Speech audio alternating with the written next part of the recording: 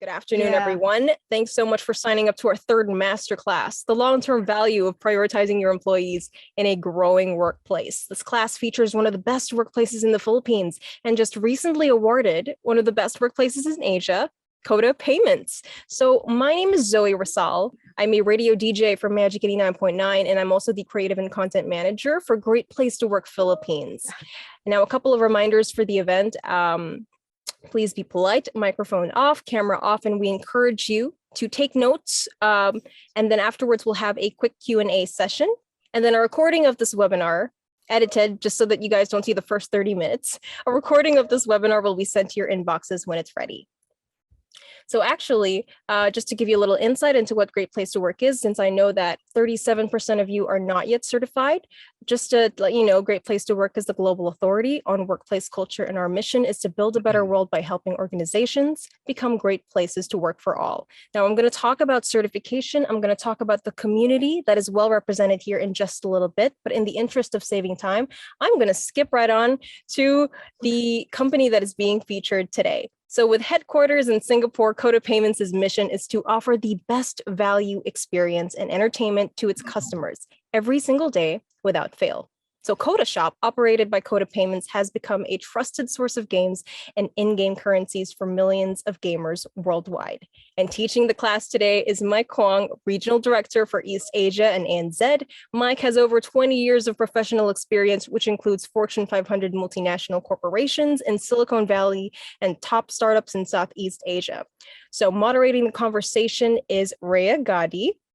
So Rhea is a senior consultant for Great Place to Work ASEAN ANZ, and she's got over 25 years of experience in helping various clients all over the Philippines operationalize their leadership and talent management strategy to drive sustainable business growth. Now, without further ado, we've got two fantastic speakers with us today. We hope you enjoyed this masterclass. Proudly passing the microphone on to you, Rhea. All right. So thank you, Zoe. And again, welcome everyone. I am a trainer by profession. So before we continue, I'm going to give the floor to Mike. Can I just ask everyone to send a virtual heart or clap to everyone? We really appreciate your patience just to get us on a positive mood for the next 30 minutes or so. So if you can just send any on the chat, a heart or clap. Thank you, and thank you, everyone. So again, I said this is the third class for our series for this year, and we wanted it to have a strong finish.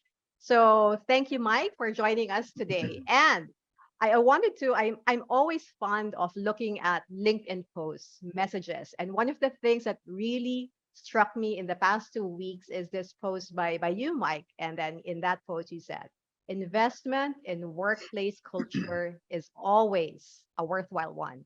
And that yield of that investment is very clear. It's out and loud. Your survey results show it.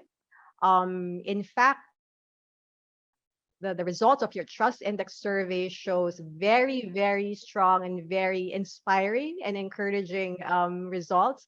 We see that 98% of Codans, and we will call your employees as Codans, say that Coda Payments is a great place to work compared to 53% of employees if you ask a typical global company.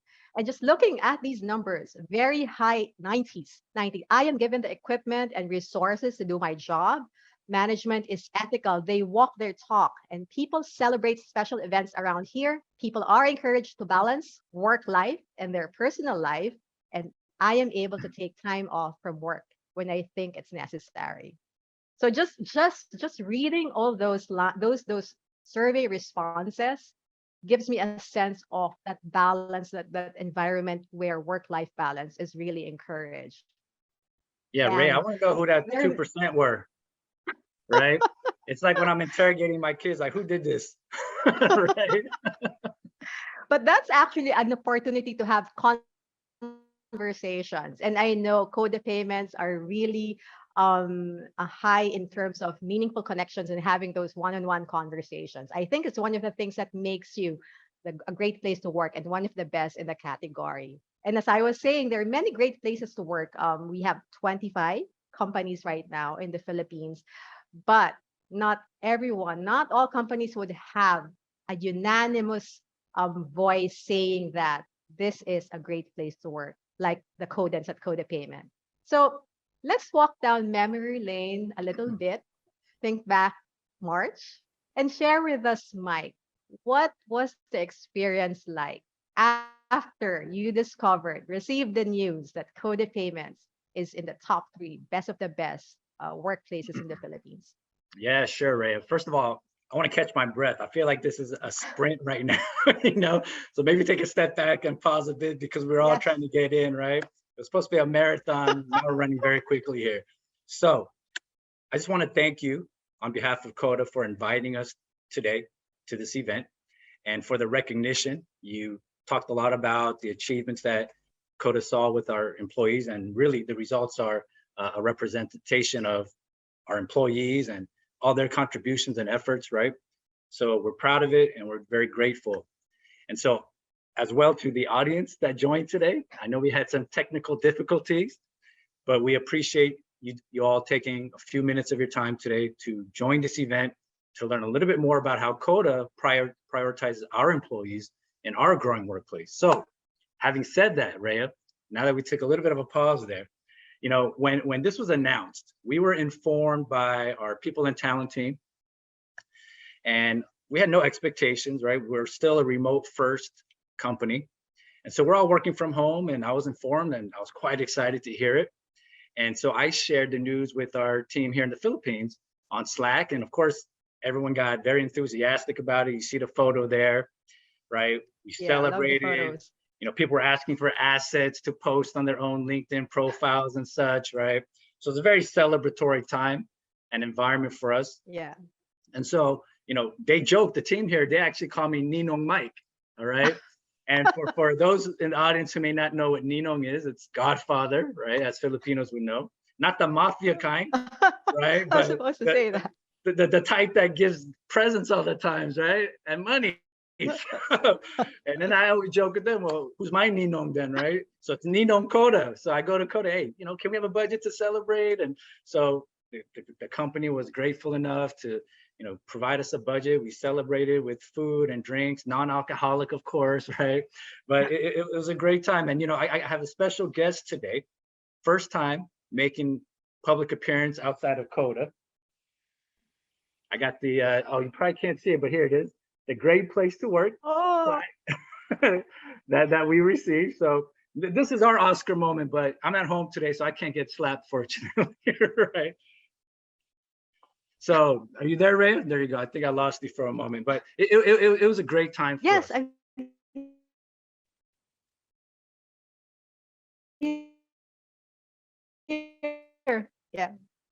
Yeah, moment. It's like, I would say it's a Coda Payments moment. And 11 years ago, another look back, 11 years ago when Coda Payments started, and looking at where you are at now, and this recognition being one of the best of the best.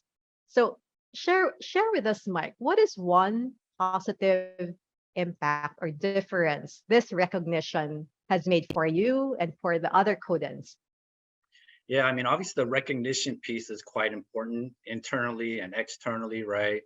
To piggyback a little bit on what I was saying earlier, I mean, when we received this recognition from Great Place to Work, we heard from clients, we heard from our partners, we heard from personal networks, congratulatory messages, right? So definitely the recognition is quite visible.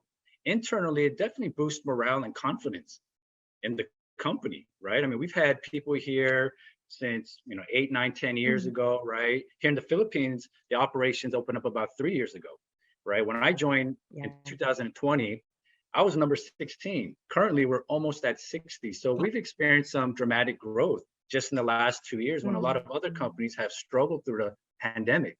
So, worldwide, we have over 500 Codans now. We're in over 60 countries globally. Just this year, we are recognized by the Financial Times as the 45th fastest growing company in Southeast Asia. So a recognition like Great Place to Work definitely puts us on the map. It's done a lot for our morale in our company. Yeah. And I'll build on what you said in terms of growth. And yes, it's fast paced, but it's the fact that in the past years, being fast paced with all these recognition, I can imagine also that having to rally all codants behind moving forward to grow the business could be challenging. And there's a lot of myths and facts, theories around, okay, how can small organizations actually do that? They're small, they have limited resources. So, since this is a class, if it's okay with you, Mike, I want to engage the audience more than just sending us Sure. those heart emojis and claps. And I want to pick their thoughts around myths or facts. So, this is the part, audience, where you get to participate. So, what you're seeing is a myth or fact, and in the chat, please respond. Is it a myth or fact? Myth or fact number one: growing companies struggle to implement people and culture initiatives due to lack of resources and bandwidth. So, in 10 seconds, please answer very, very fast. And then I'll turn the floor to Mike and get what his thoughts are. Myth, myth, myth. Wow. Oh, MYTH. All right. All right. Thank you. What do you think, Mike? Well, it's a smart audience, right? We all know it's a myth. I'm gonna go with what they said. All right. It is a myth, right? I mean, and then I will go back to that comment that you started with that I had posted on LinkedIn about an investment in your workplace culture is always a worthwhile one. And I think that applies to any organization, regardless of how small or big you are, because at the end of the day, the people are still the ones that drive the business. They are still the Yes. foundation of your business, right? So here at Coda, just to give a couple of examples, we believe quite strongly that yes, culture can be articulated from the top. And our founders do a fantastic job of that, by the way. They exemplify it. And I think it trickles down to the rest of the executive team and then to all of the codants, right? But it's also something that we expect codants to build from the bottom up as well, right? So how do we do that? I mean, we have a culture club, right? For those who are into 80s music, not like the Boy George, Karma Chameleon type, which I love, by the way. I love that music back in the 80s. But, a culture I club was here, supposed to raise my hand. Okay. it's a generational thing, right? So I've aged myself right now. But in any case, so, we have this culture club of passionate codings, right, who get together, and I'll elaborate in a bit, but these influencers, if you want to call them, right, who live and breathe our culture, our values, who have that impactful positioning and influence over others in the organization, right, and whom I personally call cheer, quote unquote, leaders, right? And I put the leaders part in quote because I think when you have culture cheerleaders, they are the ones that are actually leading, right, the cheering. Okay, so I think it's a perfect description of what you're looking for in employees that vouch for your culture and vouch for your values.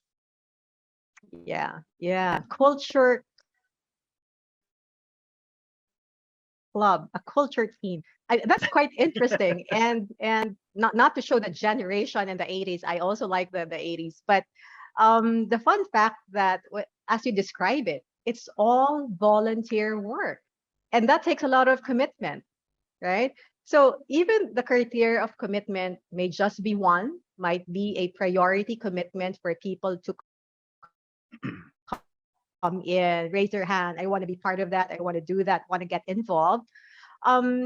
It's actually the factor that can make or break a people initiative. And so share with us some more, Mike, some of the initiatives that the culture team or the culture club has taken, putting this commitment into concrete actions. Sure. So, I would almost argue the point, Rhea, that it doesn't take too much time, meaning that if the right people, right, again, those culture cheerleaders or those culture influencers, whatever you may want to call them, right? But if the right group of people come together and they just naturally, again, exemplify the values, they naturally live and breathe it, it's really not that much investment of their time because they're doing it anyway, right? Now, formally speaking, Yeah. our culture club or our culture team, they meet once a month, okay, monthly basis. They discuss the challenges that we may have had regarding our culture, maybe incidents that they have seen or heard about, whatever the case is. They discuss it. They discuss other initiatives, right? One initiative that came up recently, and I think you can share it, I had shared it with you. It's on our values, right? And we came up with an acronym called OFISH, OFISH. And I believe I shared a photo with you. If we can maybe share that. There you go, right? So this was actually inspired by one of our codings a few months back. And it's funny, like the fish that you see there now is very healthy looking, very athletic, you know, very sexy, very millennial, you know, if you want to say. We got a millennial fish there. But, you know, it's funny like how it has sort of evolved over time. When this idea was first proposed of our values and the OFISH acronym, the O was for old, pretty much. Okay, so the original fish had a cane, glasses, wearing a handkerchief, right? Looked like it could just die at any moment. Probably not the kind of fish you'd want to eat your sashimi from. Okay, it was just very bad looking. But now, you know, we have this recent design from our team, and our values, the OFISH. O is for outstanding service. F is for focusing on customers. I is for integrity. S is for stronger together. And H is the humanity piece, which I believe in quite strongly. But, you know, we recognize each other's humanity. So that's the last value piece there. All right. I'm just jumping in. Hi again, Zoe. Mike. So I think everywhere in the Philippines, we're experiencing a little bit of a hiccup, but I'd just like to clarify. Rhea, are you back there? Are you hearing us? Okay, so while waiting for Yeah. Rhea to respond, Am I gone? you were gone for just a little bit, but if we've got you back, that's fantastic. Yes. Sorry. I think, yeah. I was so inspired by the fish. I had to go deep down, got disconnected and look for one. But go ahead, Zoe. I mean, just and then I'll just add on to what you were saying about the O fish as the value. Yeah, so Mike, if you could kindly just briefly re-explain the concept of OFISH for Rhea, just so that she can catch up, and that would be great. Sure. So really quickly, OFISH, what it stands for, the acronym for our values, right? The O is for outstanding service. F is for focus on customers. I for integrity. S for stronger together. And H for humanity, meaning we recognize each other's humanity. Yeah. The last one hits a spot. We recognize each other's humanity. That's quite powerful. It's simple, yet it's very powerful statement that shows really how Codans show authentic care for each other. And in your survey results, actually, it affirms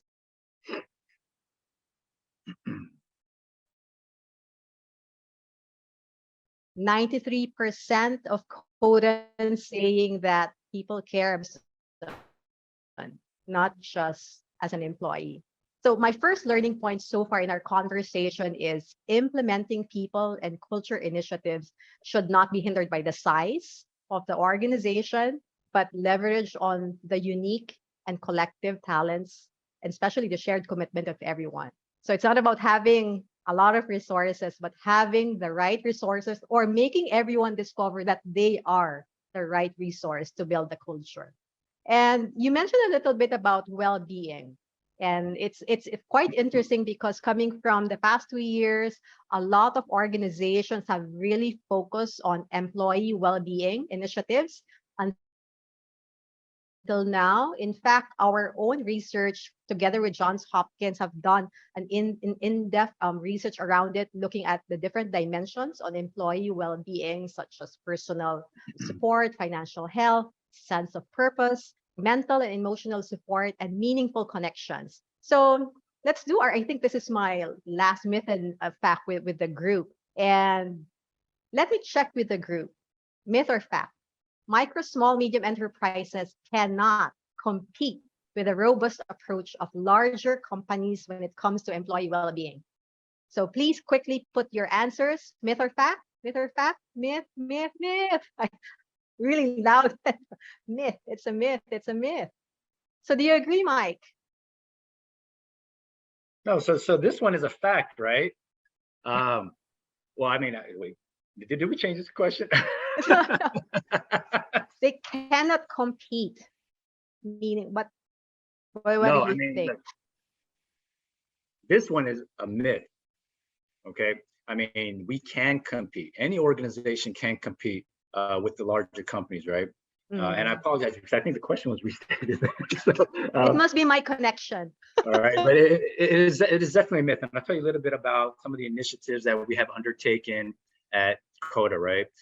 The whole aspect of mental well-being especially has received a lot more attention, right? I mean, you hear about professional athletes even nowadays talking about their mental health, taking time off as a result of it, right? I think more and more employees are also recognizing that within themselves and taking a well-deserved break to recuperate, right? But what we believe in at Coda is really two principles when it comes to these well-being benefits. It's about empowerment and it's about flexibility, right? So flexibility in the sense of, look, we offer all of these different well-being benefits for physical, mental, and emotional, and I'll cover some of those. But it's also empowering you as an employee, as an individual, as a human being, really, to take control of your own mental, physical, emotional well-being. So how do you do that? Right? Coda offers all of these different benefits. We have an employee assistance program, an EAP, where employees can sign up for confidential counseling sessions, right? And nothing is shared with the company. Okay, we have a budget allocated for gym equipment and gym memberships, right? Additional medical expenses and so on, right? Even like apps, right? Workout apps and whatnot. So it's really flexible in that sense, as I had mentioned. So it's all about empowerment and flexibility. We truly believe in those two principles driving our well-being benefits. And that's very interesting because I've seen organizations, they have like a whole suite of benefits, wellness packages, but to some employees, they still don't avail of it. So I'm curious, at Coda Payments, how do you empower and encourage employees to take charge of their own well-being? Sure, fantastic question. I would say that our people ops team does an outstanding job of continually reiterating the message, right? Communicating that to the team at all times that, hey, we have these benefits available, utilize it, right? It's nothing out of your pocket. Okay, we do this because we care deeply about our codants. Again, that humanity piece of our value, the one that I truly personally appreciate the most, okay? And it is really exemplified across all facets of Coda, in my personal experience at least. But yeah, I mean, the HR team, the people ops team does an outstanding job of just staying on top of these benefits, continually assessing the market, right? Because we all know it's a competitive market for employers, right? And things are changing all the time, benefits, so forth, right? Oh, this company offers this now. What is this next company going to do now, right? So you're in that competition for employee and talent. And so our team does a great job of continually assessing the marketplace and seeing how we can improve our benefits for all of our codants. Yeah, and I like that how your people and culture team is putting their ear on the ground. It's the same way that when you try to invest in business, so they're also using the same strategy perhaps in looking at the market and trying to find what's out there that can address the Codans' unique needs in terms of employee well-being. So I hear the examples of strategies that seem to be working really, really well for your Codans. Flexible wellness policy, you have your employee assistance program, And plus the team bonding fund, it's quite interesting. I like that. Yes. I'll write that down to support social and well-being efforts. So, but my second learning point so far is investing in people also means investing in their overall well-being. And then looking at it from a holistic approach, the same way that you're using to assess market. It's the Mhm. same fashion when you try to assess what can be offered to employees when it comes to well-being. So especially every employee has a very unique need. So how do you like be able to address them as a group, as an individual? So I think Sure. everything, yeah, is in place. Look, I So mean, Ray, I would say that investing in your people is actually investing in your business, right? Again, yeah, I truly believe that people are the foundation of any business and organization. So if you're not investing in your people, if you're not prioritizing them, then I would say it translates to you not prioritizing your business. So yeah, that's my yeah, personal opinion on that. yeah. So here's an aspirational thought. I know any and every growing organization, micro, small, medium enterprise, wants aspires to grow as a business and organization. And with that growth comes challenges and opportunities. Can't do without them. So what are the top three opportunities and challenges for Coda Payments in the next 12 months? Sure. I mean, let me start with the business opportunities that we see in front of us, right? I won't go too much into what we do as a business, but the nature of the industry that we participate in, it's a $420 billion market, right? Billion with a B. So it's humongous, okay? We are competing against some of the traditional app stores, all right? Without Mm, naming any names, we all know who they are. So Coda wants a piece of that, and we feel very confident that we can. So what are some of these business objectives that we have for ourselves moving forward? Number one, we started off in Southeast Asia. It's an emerging region. It's the strongest mm, markets for us personally, right? But it's continuing to strengthen our emerging markets business.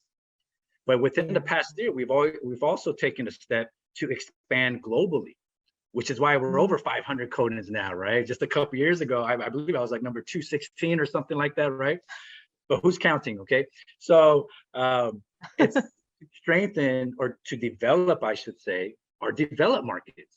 Okay, no pun intended there, but to really again develop those markets like a North America, like a Europe, right, which is very different than Southeast Asia, as we all know, on many layers, right? The way business is conducted, culture, so forth. Okay, the last one, which I would say ties into both of those, is strengthening our product lineup to find that right product market fit in all of these different countries. Okay, because yeah. even within Southeast Asia, we can't say the Philippines is the same as Indonesia, which is the same as Vietnam, all very, very different countries. And the same rule applies to every country in Europe, let's say, Yeah. okay? So those are really our top three business objectives, I would say, at this point in time. However, as an organization grows, and this talk today is really about prioritizing employees in a growing workplace. It wasn't just about any workplace, but a growing workplace, which Coda is currently experiencing. You're certainly going to experience some inevitable challenges, those growing pains, so to speak, right? Mm, So for us at Coda, we need to continue to grow our teams. But in the process of doing so, it's going to tax employees as well because more is on their plates. All yeah. right. And this is sort of a natural phenomenon of a growing business. All right. And when that happens, you do have a risk to the culture. Okay. I think we've all been exposed to the corporate workplace, how it all works. I mean, I feel like sometimes the grapevine moves faster than the internet. Okay. we know that this is a true phenomenon. All right. And when you're a smaller organization, that can take hold rather quickly. And you need to be very careful about that, I would say. So in order to avert that, you really have to bring it back to the roots of how you got here in the first place.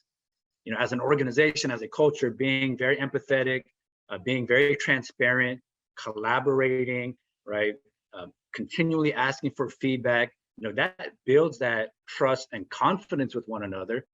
That will help the team and organization get through those challenging growing pains, because again, those will be inevitable. Yeah. And I think the advantage of growing organizations like Coda Payments, those experiences that you mentioned around how do you keep your people at the same pace with the growth that the business is moving into. So to me, it describes a lot of conversations. And I read in some of the literature, leadership is one conversation at a time. And that's exactly what I see being done at Coda Payments. So you have that benefit of the smaller size, but it's foundational as you grow. Those foundational values and skills are pretty much already in place because you started it already with the Codance. So my Yes, third you said it learning well, point, Raya. yeah, You said I it better than me. I am learning a lot from you, which brings me to my third learning point. So I think in winning workplace cultures as the business grows, it's really also supporting the growth professionally and personally of each Coden. Because I remember in my culture coaching sessions, a lot of some of the concerns of employees would be, I see our company doing really great in terms of profit, we're growing, but I've been with the company for 6 years and I'm still here. There's no growth for me. So there's a disconnect. But I see that at Coda Payments, you are very intentional that as the company grows and expands, so does all Codans, professionally and personally. So moving into next year, what kind of investment are you and Coda Payments looking at, planning for in terms of investing in people? Yeah, I mean, fantastic lead up to the question, Rhea, right? I mean, again, I'll go back to the point of investing in your people is investing in your business. And I would say that we genuinely believe in that principle at Coda. I mean, what are we doing to back that up, right? Yeah. We're preparing employees for growth, for more responsible roles moving ahead, because we are looking to, continue to grow globally. So this is quite an important initiative for us. We're developing the bench, right? Because there's no perfect organization, all right? 100% of employees don't stay around all the time. I don't think that's anything surprising, right? So you have to be able to prepare yourselves for that too, as you're also accomplishing these growth initiatives and objectives that you've set ahead for yourself. So you need to develop that bench. You need to upskill your current employees. Our people ops team, again, did a great job in this recent year of building this new job leveling framework, really instilling that mindset into Codans here and how to continue to develop themselves, translating to developing the business, right? And this framework, this job leveling framework, really focuses on multiple skill sets, soft skills as well as technical skills. Some of the soft skills, for example, the ability to express empathy, right? To communicate, to collaborate, just to give a few examples, right? And we also have a training budget, okay? Tuition reimbursement, right? I'm even myself, even in the position that I'm currently in, participating in a management training session as we speak, right?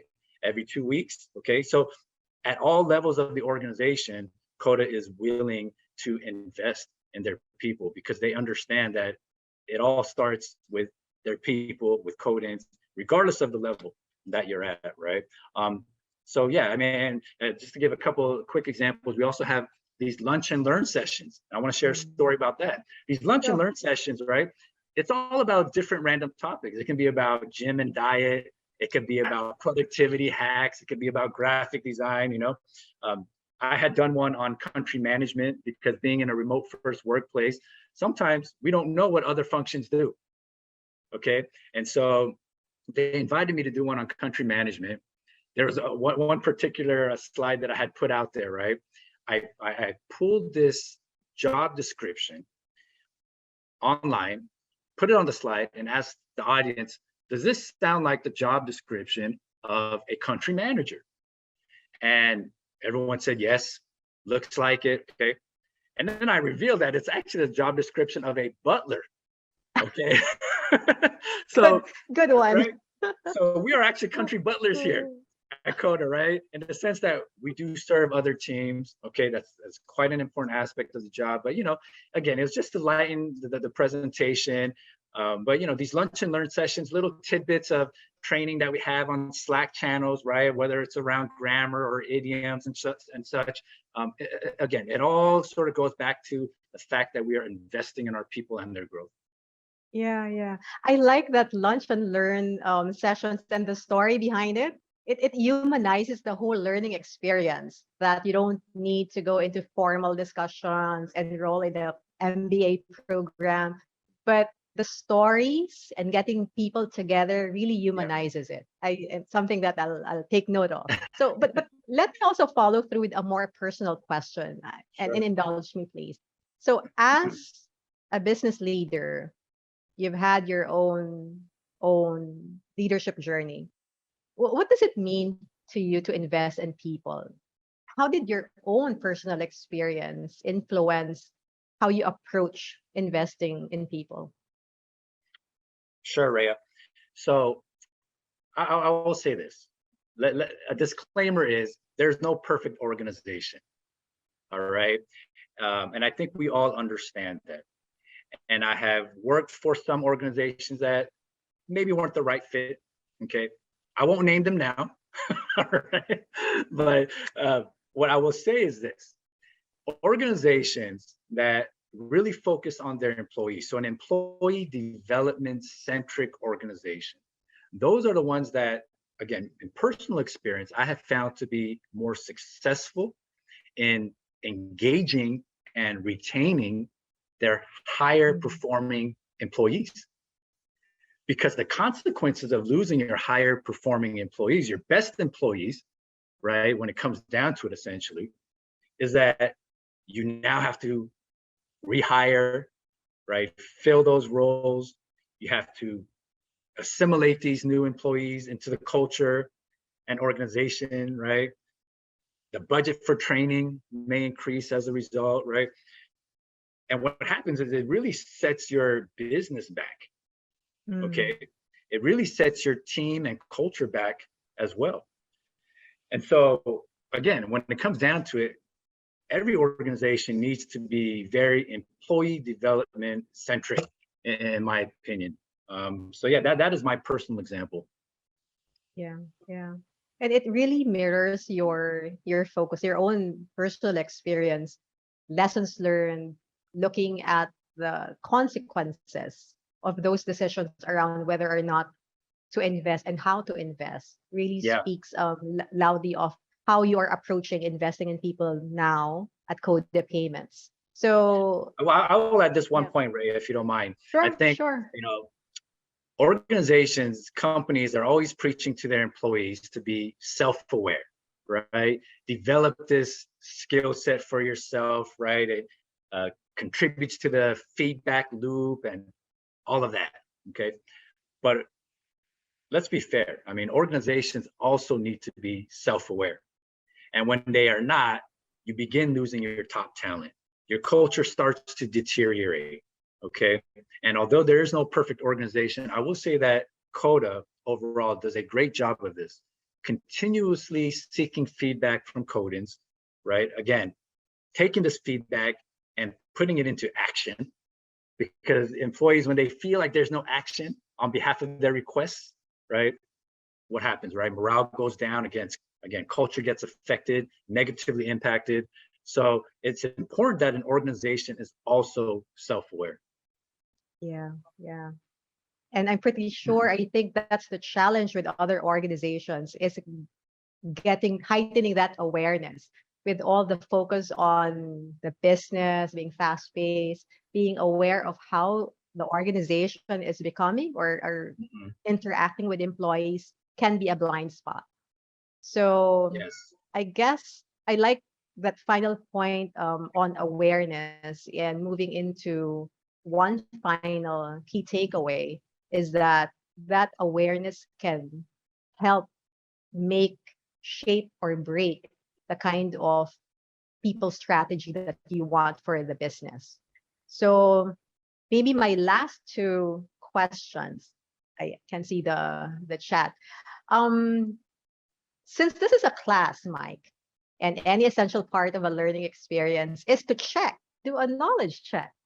So I'll invite our audience to put in the. Should we give a pop quiz, Mike? Yeah, let's do it, Rhea. Okay. So share one key takeaway on how you can better invest in your people. It doesn't have to be a long sentence. It could be 1 word, 2 words. Just type it in the chat box. We'll collect them. Again, your responses also contributes to the learning that we're having today. So type away. I'll give you a couple of seconds. And later on, we'll read them. Yeah, launch and learnings, empower your employees. All right. Should we give them a score or grade, Mike? What do you think? A+ for participation. You're tough, Rhea.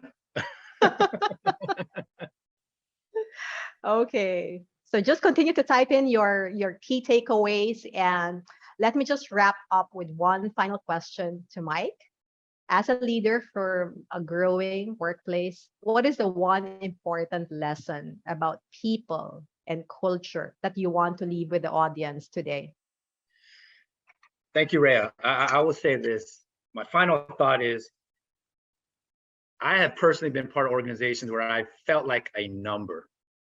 Okay, so on the back of that, I would say, treat your people like the human beings that they are. We are not numbers, okay? We are not names on a piece of paper or Excel file, right? We are human beings that have lives.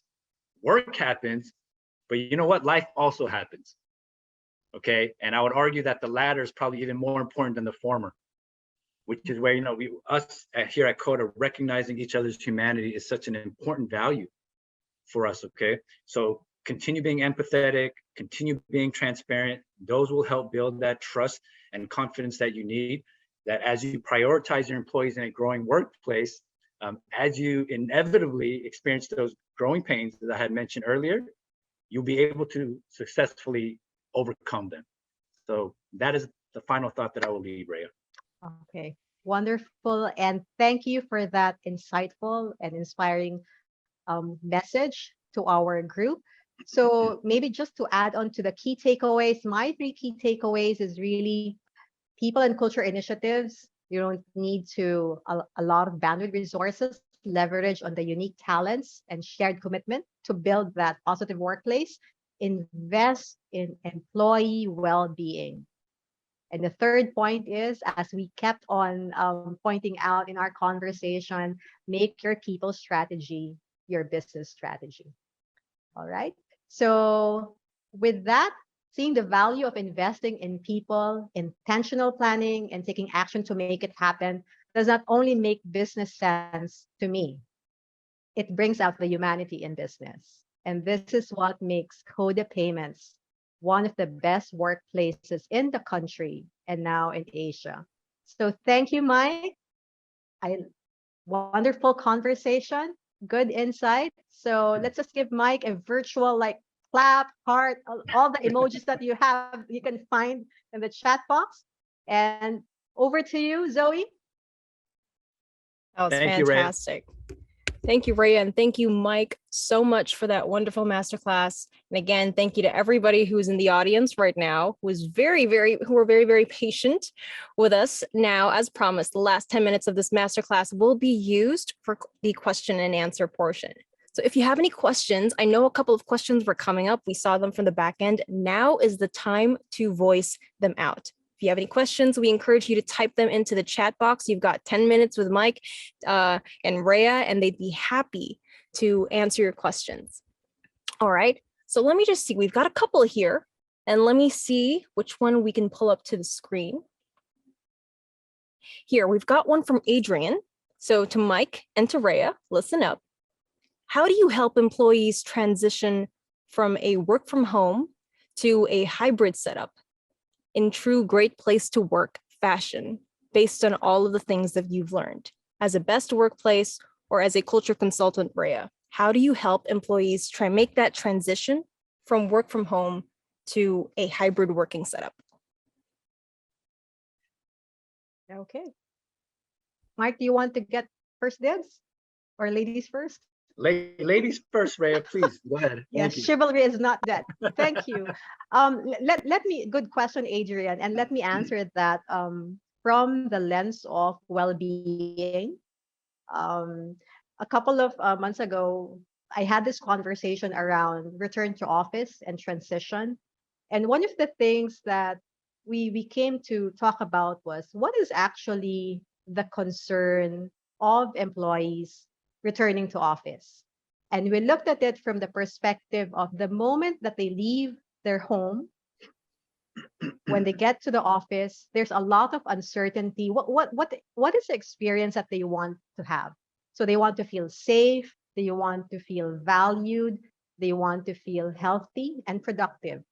So I guess some of the best practices I've seen in great workplaces is to really find out, have conversations with employees to see what are the concerns the moment that they step out of the office or their homes to go to the office and from the office back to home. Take a look at that from an employee's experience or cycle and try to find out where the gaps are and opportunities to help them in the transition. So there, hope that helps. I think you answered it well, Rhea. I have nothing more to add to that, actually. You know, I mean, we here at Coda, we're still a remote first workplace, but we do hear our employees out. Some, believe it or not, have actually wanted to return to the office, maybe be in a bit more of a hybrid environment. But we know here in the Philippines specifically, with the traffic, how horrible that can be too, right? So the majority of our employees here still prefer the remote first workplace. But we are definitely open to hearing suggestions and thoughts as we move forward to transitioning more to maybe a hybrid environment. Yeah, yeah.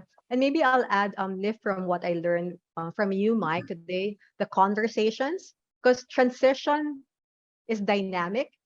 It's a work in progress as everyone transitions. So having those check-ins, those conversations to check in with employees are very, very helpful as you continue to reshape your transition strategy back to work or hybrid work.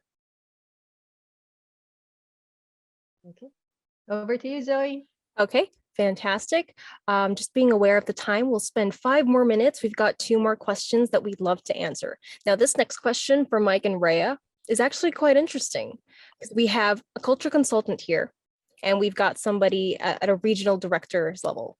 So how can HR leaders be more strategic when partnering with senior management when it comes to investing in people? Perhaps, Rhea, you can lead this one, and Mike, we'd also love to hear it from your perspective. Okay, I also want to hear from Mike's perspective. I guess because I'll come from the lens of being an HR practitioner before. I've learned my lessons and I've gotten feedback from my CEO. It's really knowing both the business and the people. I heard this line for HR: you put your hands to work, you put your heart to the people and make them work together. So to be strategic is knowing the business and how you can maximize people's capability and aspirations to drive that business. So that's the feedback that I've learned from executives I've worked with. So there. Yeah, I mean, to add to that, Ray, I would say that the communication piece of it is quite important, right? That HR or people ops is continually having those conversations, getting that local feedback per se from on the ground as to how Codans are feeling, what sort of questions that they may have, what kind of concerns, what have they been requesting, right? So that two-way communication needs to happen frequently, and that will contribute to a greater, environment for Codans when it comes to their happiness, their satisfaction with their work, with the organization. Okay, so at the end of the day, that communication aspect is important. Wonderful. All right. Communication is key. Now we've got time for one more question here. And it's actually quite interesting given that we've been exposed in the last 30, 40 minutes to the wonderful workplace culture at Coda Payments. Now here's an interesting question. how do you limit employees being too familiar or too lax in the work environment that is built to be too human?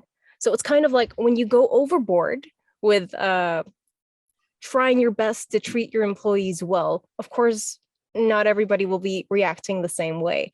And this is actually quite interesting to point to Mike. How do you manage these kinds of situations? Sure. So I think there's two aspects to this, or two sides to it, right, Zoe? You have the cultural aspect of it, okay? So the organizational culture. And then you have the actual productivity side of it, right? Meaning you're establishing those overarching organizational goals, objectives, OKRs, as we know, the objectives and key results that a lot of organizations have for themselves, okay? Again, continually reflecting on the achievement of those OKRs, whether it's through one-on-ones, again, through the job leveling framework that we had established, okay? It's important for employees to understand that it's a balanced, situation here, right?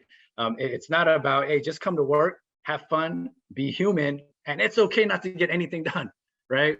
Well, I mean, that's not how a business operates. We're not going to make money that way. And I think we all want to keep our jobs at the end of the day, right? So let's have fun, let's be fulfilled, let's have those initiatives in place, those policies and benefits in place that drive that side of it. But the expectation, and it's all in fairness, right? From an organizational point of view, is that, you will come committed, loyal, right? Dedicated to achieving these company and individual objectives through, again, these policies that we've established, these frameworks that we've established. And that expectation, again, goes back to communication, but it needs to be properly set, right, from the beginning, and it needs to be frequently reiterated. So that's what I would say about, trying to balance that humanity piece and productivity piece. Yeah, totally agree with you, Mike. Well said. Thank you, Okay. Ray. Thank you very much, Mike and Ray, and thank you to everybody who has taken the time to type out their questions. Now, if you do have any additional ones, we are taking note of everything. So just feel free to still send it our way, and we'll try our best to answer them in our upcoming email newsletters, or we'll try to reach you as best as we can. So I would like to thank our speakers, Mike and Rhea, for being such troopers, and despite all of the obstacles thrown our way, we still made it happen. So I hope you guys are giving yourselves a pat on the back. And of course, we have to thank every single person in the audience who has not only bravely represented their company to learn more about workplace culture, but has also stuck with us despite everything, every hurdle. So I'd like everybody to just feel proud of themselves right now. So right before we let you all go, I would just like to share that before Coda Payments became a best workplace, which is a trademarked label, they were first Great Place to Work certified. And so for the 37% of you who mentioned that you are not yet working for a certified company, it all starts with a survey. I mean, Mike can really attest to this. Coda Payments employees can attest to taking the survey. If you could kindly head on over to greatplacetowork.com.ph. We'll be flashing this in just a little bit. If this is something that you are interested in, I highly recommend that you contact us, and let's get you powerful insights on your workplace culture, because being a certified company makes you eligible for our national lists. Again, Coda Payments is no stranger to this. They're actually one of the best workplaces, both in the Philippines and in Asia. Now, if this is something that you're interested in, our first list is the Philippines Best Workplaces. This is what Coda Payments has, and we are currently accepting applications until October 31. So that's less than a month away. There's no pay to play. Again, there's no pay to play for these lists, because you must first become eligible. You must first become a certified company to become a best workplace. Now, our second list is actually quite new. This is called the ITBPM list, and it's in collaboration with IBPAP, otherwise known as the IT and Business Process Association of the Philippines. Now, I'm sure they're no stranger again to the people in this audience, and we've teamed up with them to elevate the industry that has provided millions of employees with, millions of Filipinos rather, with employment nationwide. So the deadline for this list is on January 31, and the earlier you apply for either of these lists, the better. So last but not least, for those of you who attended our networking event that we mentioned last July, we held it at Hilton Manila. We've met so many people for the very first time. So now we're having a bigger celebration that includes companies not just from the Philippines, but from all around the ASEAN region. It's all the way in sunny Singapore this November. So not only is it a gathering of high trust workplaces, but it's also a learning summit. It's got immersive site visits, real data, and it's the opportunity to connect with over 500 company leaders from all around the ASEAN region. So if this is something that you're interested in, feel free to scan the QR code and we'll see you in November in Singapore. So again, this event is only for certified companies, so all the more reason to get into contact with us before October 31. Flashing on the screen right now, the direct email that you can use to contact us. That's Philippines@greatplacetowork.com. But if you want to learn more about what else we do, our certification, our lists, our consulting services, all the way down to just resources on workplace culture, we've got a bunch of those. Greatplacetowork.com.ph is the link that you want to head on over to. And on Facebook, LinkedIn, Instagram, even YouTube, we're at Great Place to Work Philippines. So again, I would like to thank everybody for sticking around. My name is Zoe. I am the Creative and Content Manager for Great Place to Work Philippines. And on behalf of our speakers today, thank you so much for being here and have a greater day ahead. Thank you, Mike, and thank you, Rhea.